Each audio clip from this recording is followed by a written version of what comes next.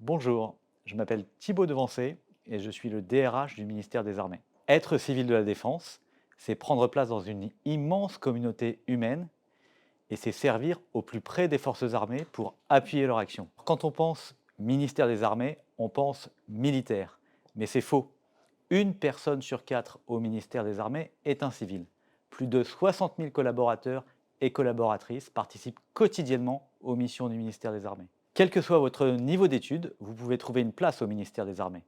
Vous pouvez devenir fonctionnaire du ministère des Armées ou alors encore nous rejoindre comme contractuel en CDI ou CDD.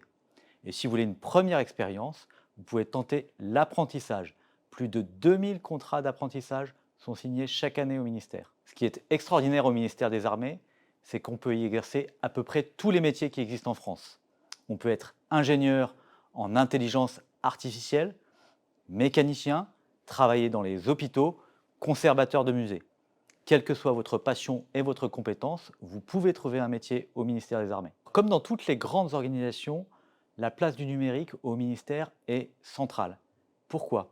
D'abord parce que la défense des Français passe par l'action dans le champ immatériel.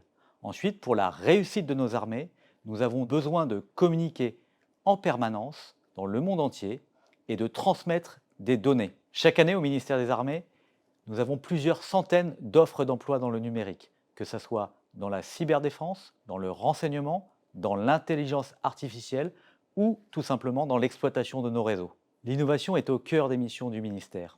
C'est la raison pour laquelle nous avons créé des structures comme l'Agence d'innovation de la défense, mais nous avons aussi de nombreux laboratoires de recherche.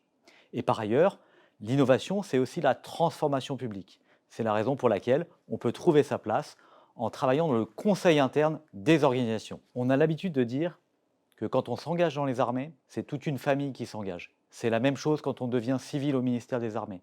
Nous avons une politique sociale extrêmement active, que ce soit pour les gardes d'enfants, pour le logement ou encore pour les vacances. Par ailleurs, être civil au ministère des Armées, c'est aussi pouvoir dérouler un véritable parcours professionnel et concilier habilement ses ambitions professionnelles avec sa vie personnelle.